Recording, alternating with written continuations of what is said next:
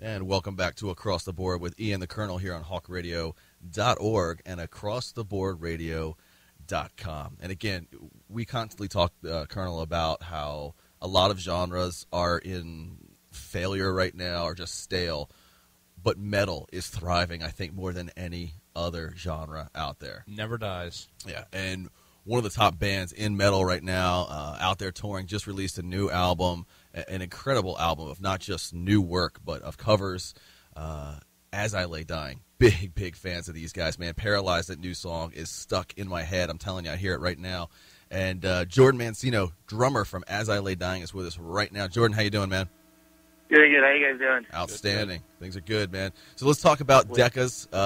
Just released, and again, all kinds of stuff on this, not just new tracks, but you guys have done covers and a little bit of everything on this, and it's called Decas because it's celebrating 10 years as a band. Man, what has this 10 years with As I Lay Dying meant to you?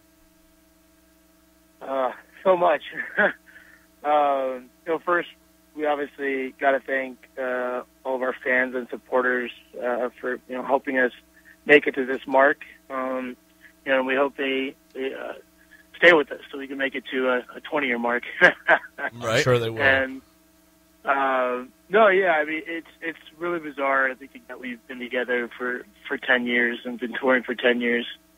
When Tim and I started this band, we set out to play music that we loved, and to hopefully play some shows here and there, and try to get on the road and do it ourselves. And as we grew, the genre grew, and I guess we made it to this point. And we, looking back, it's a pretty bizarre experience. It's pretty awesome too. So.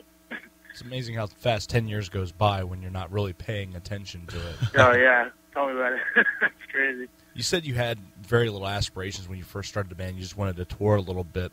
When did you realize that you have surpassed those goals and quickly became something much bigger than you ever imagined? There wasn't like one point where it kind of clicked. It was such a gradual thing that I don't think any of us really noticed it. And then about a year ago, we were talking about trying to put out like an EP or some sort of release in between full lengths, and it kind of dawned on us that we were going to be we would have been together for 10 years. And we're like, well, why don't we do something special for that? So we didn't really think about it until it actually happened, or until it got pretty close, I guess. And pretty bizarre. It's one thing to be able to like make it in this genre. I guess it's another thing to be able to last 10 years. And at the time when we started the band, like the genre of music wasn't as developed, but also it was really underground. We booked our first like 3 tours that we did, and there were very few booking agents and promoters and managers that were actually involved in this scene. And I think as the scene grew, like the people within the scene started like kind of becoming the industry and helping these bands that they grew up listening to. And it's pretty cool experience to be part of. And Jordan, like a lot of other metal bands, you guys are pretty normal from what I understand. Not like it's not like you guys are insane. Murdering people or doing insane stuff. Backstage. People think that a lot of times they think of metal bands, it's associated. But but it's just a genre. You know what I mean? And but what goes into you guys writing? I mean, the pace of the tempo of the music, that sort of aggression in it, in the lyrics. Because just listening to it, people would think you guys really need a hug. But talk about what you're feeling when you're writing the music. I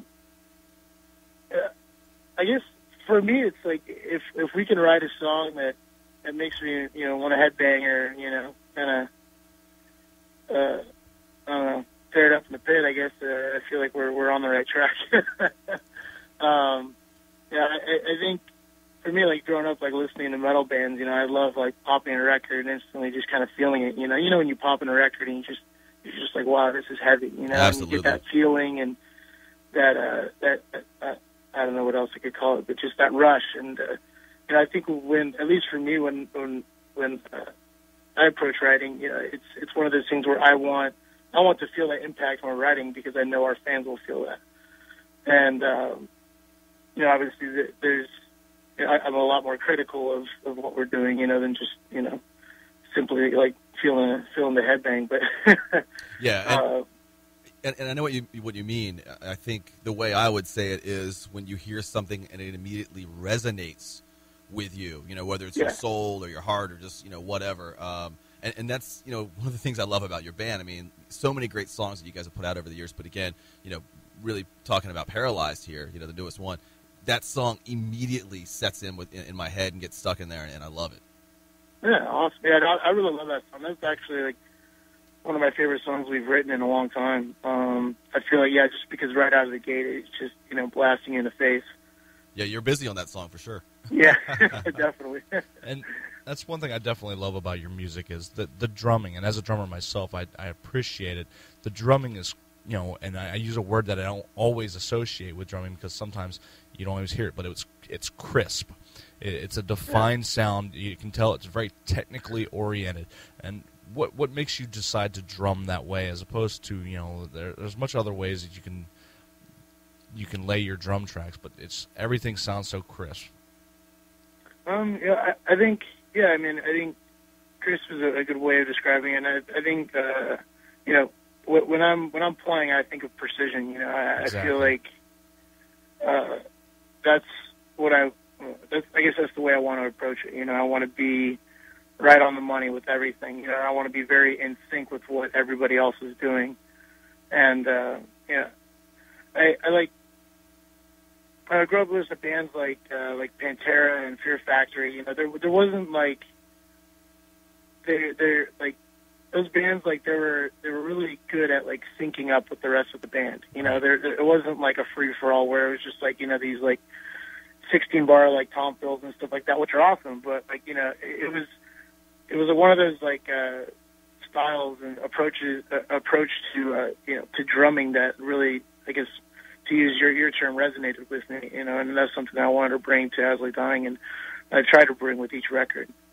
And I can definitely see a little bit of hear a little bit of a Ray Herrera influence there. The drumming styles are very similar. Yeah, no, he was a huge influence on me. I remember when I heard that Fear Factory record, it was either Obsolete or Demanufacture or something like that. I don't know, I can't remember. Both but of them were really good. Either way, when I heard it, I was like, holy crap, And then that combined with like inspiration from Vinnie Paul was just like, this is the way I want to do drums, Yeah, because then you realize more possibilities. Like, okay, I hear something now that I hadn't heard before. Exactly, right. Yeah. I never heard someone be like that precise with what the guitar players and the rest of the music was doing, and it was something. Yeah, it's pretty cool. Now, Jordan, this is obviously the first time that we've spoken before. A lot of people we talk to on a regular basis, but doing some of my research on you, I actually came across your bio on the band's website, which is asilaydying.com. And it's quite interesting here, and I want to ask you if all this is true. Some of the things on here, one of your goals in life, have dinner with Bill Murray, which I love, by the way. Fantastic, and that would be incredible. You're a star, so you should be able to make that happen, by the way. Yeah, I don't know if I'm big enough of a star to have dinner with Bill Murray. That's why and he's I guess it's too. an extreme life goal. Yeah, you're getting there, man. Plus, you live out in California, so it should be a little bit easier. But one of the things on here, interestingly enough, get my master's degree. Is that something you're trying to pursue, and what would it be in? Well, I keep on going back and forth, but probably some sort of clinical psychology. Like, actually, in May, I just finished my associates, and probably going to start going for my bachelor's probably, next fall or early spring, and then, move on to my master's. So I started going back to school about 3 years ago. Nice. So, yeah, it's just something I want to do, and, obviously right now we're writing, and I want to focus on the record and stuff like that. So I thought, since I graduated, I probably would, want to focus a little bit more on the writing and stuff while I had the opportunity. Congratulations. So. Yeah, congrats on thank you. Degree. But how do you find time to go back to school, get a degree, write music, perform on tour? I mean, where do you? I can barely manage my day, and I don't have half of that to do. Well, I think it's one of those things. If you enjoy it and you want to do it, you make the time. And True. Life is always going to be busy, and right.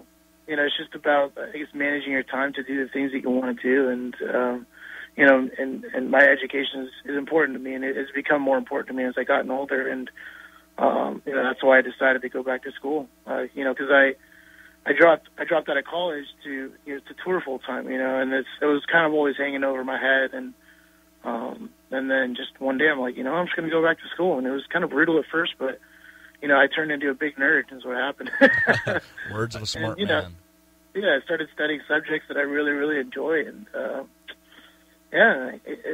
it's not too bad. The reality is that most of the people that are going to school, they're working full time jobs too, to try to pay for it. And I'm like, I can do this. So just went up and did it. Well, much respect to you for that. I mean, that's not many people would do that, and it's smart, to have a background in something and something that you enjoy and can distract you. Because if music is your life, I assume it gets can consume you and you can get burnt out at some point as well. Definitely. Yeah. So I also see that you have listed as one of your favorite places to eat In-N-Out Burger. Now let's talk about this. I know a lot of people. I travel around the country, and I know a lot of people that talk about In-N-Out Burger being like the best thing on earth. Okay, some people would say it's Five Guys, and some people would say Whataburger.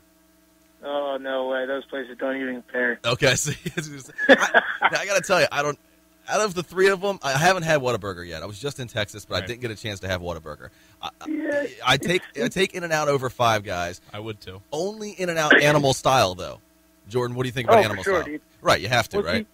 A lot of people don't know you can get animal-style burger, which people know about, but you can get animal-style fries as well. Yes, you can. And those are mind-blowing. Yeah, mind-blowing. It's basically it's like Thousand Island dressing. They call it their secret sauce, but you can get cheese on it and stuff. They are good. But again, I think it comes down to this. It's just what you grew up on. A burger is a burger, man. They're not like mind-blowing, half-pound burgers or anything like that. It's just kind of like McDonald's, but it's, more homegrown and everything like that. So, okay, I got you on that. And and I also see that you've got your top DVDs listed here.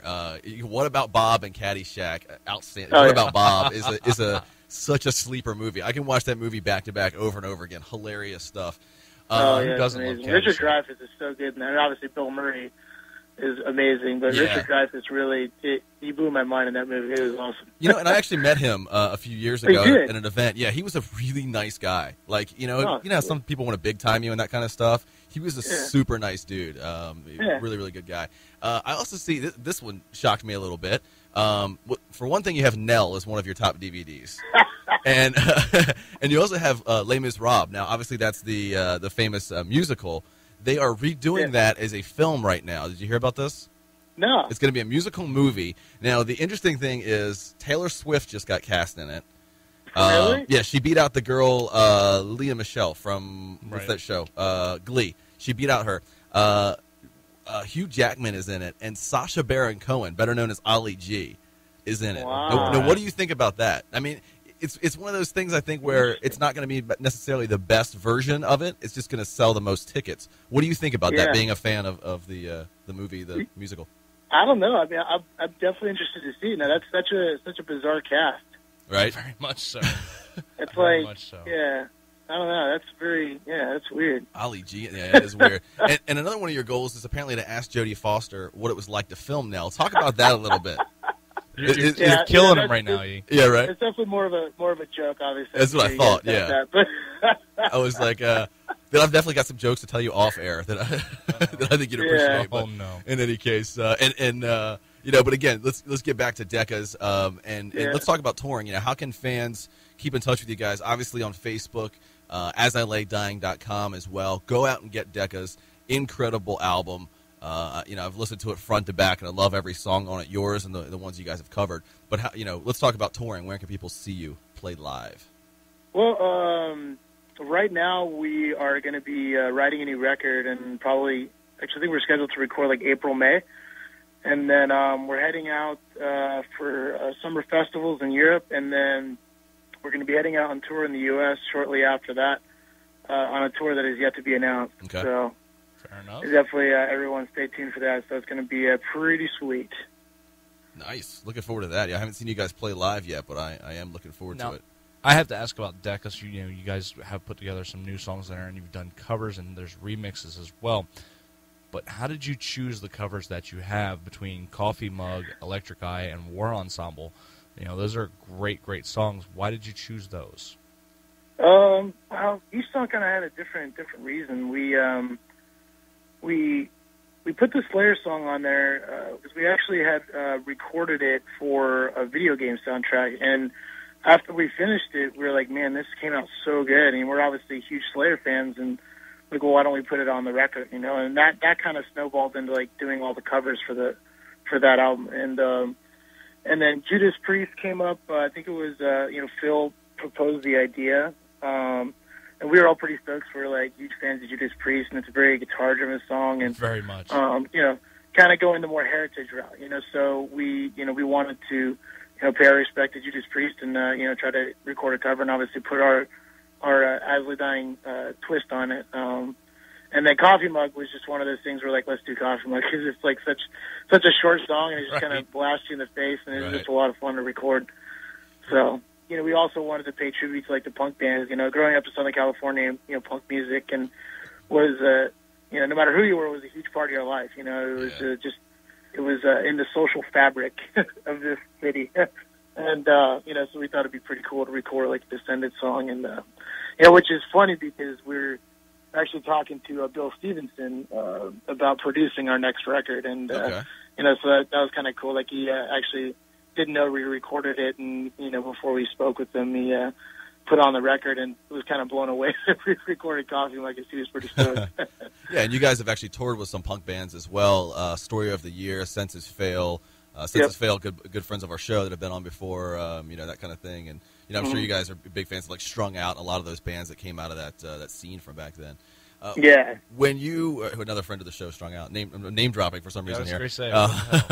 Name dropper. But when you're on tour, is there anything that you take with you that kind of keeps you sane and reminds you of home? I mean, with you, I would say obviously probably books, textbooks, that kind of thing for class and all. But, a lot of bands will say things like, take extra pairs of socks because you don't get to wash them that much. Now, as a metal band, I would assume you probably have 20 pairs of black jeans.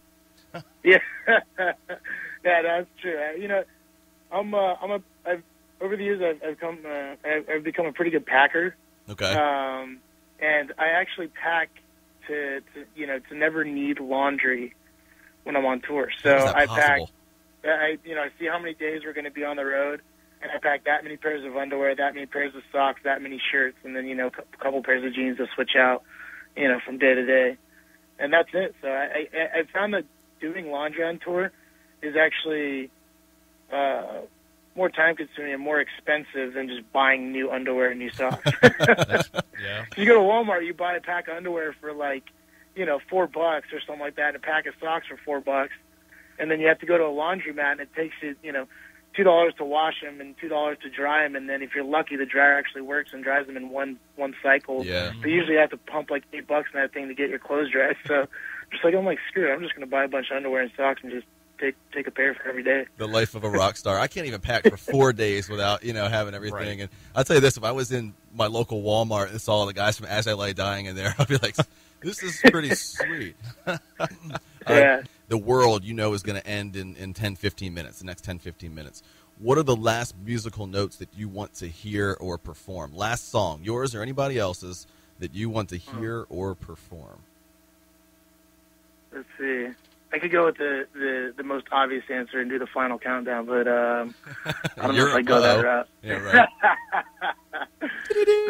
I don't know.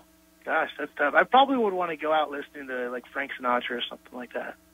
See, just kind of ease my way into the afterlife. That's a good call. We've not gotten that answer yet. That's definitely a different answer. Yeah, and then maybe when you slide onto the other side, Frank's still singing it. Yeah, there you go. Yeah, it greets me when I come in. Yeah. Which Frank song though? My Way.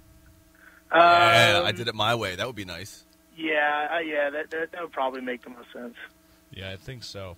And another thing too about the Decas album I wanted to talk to you about is the last song on the album, Elegy, you have remixed by Big Chocolate. How did that come about? Because he's been a hot name coming around lately. Yeah, we saw him on Warped Tour. Yeah, it was one of those things we got like, I guess, recommendations from people that we work with and friends and stuff like that because we weren't really immersed in that genre at all. So at least when we set out to or thought of the idea of having some people do remixes, we were pretty out of the loop. from the get-go. And, so then we started, kind of emailing these people and talking with them, and, just kind of created that list, and started getting test remixes and stuff like that, and just went from there. So. Good choice. Yeah. Really yeah. Like until we did those, like I had no clue like what any of those dudes in that genre were and who did what and like what dubstep was and like all that stuff. I was so like I was uneducated at that point to that genre. So it's an interesting collaboration. Like famously right now, Korn hooking up with Skrillex, on Narcissistic Cannibal. It's an interesting version there. Yeah, no, I mean I think dubstep is cool. Like I think it resonates well with this genre of music because it's heavier in a different way, and that's why I think, like I said, like using your term again, it resonates with so many people, like in the metal genre. How does and it's something our fans wanted too, because when we put together Decas, we were always asking our fans like what kind of stuff that they wanted to hear, and other than like original tracks, everybody was like, oh, we want remixes, and we're just kind of like, well, I don't know, and then we just kind of decided that this album, since it's kind of more of a compilation of a bunch of different things, we thought it would be a good time to, put those remixes on there for our fans. So we really did it for the fans, and hopefully they enjoy it. That brings two questions to mind. One, on remixes, when fans are asking for remixes, do you take that as exciting because you could get to refresh the songs, or do you take it sort of as a slight, like insulting, like what's wrong with the song? Why do I need to redo it? And then the second question is, how does something like dubstep or a remix affect you as a drummer, where dubstep has a lot of its own, rhythm section in it, a lot of fills? How does that affect your drumming?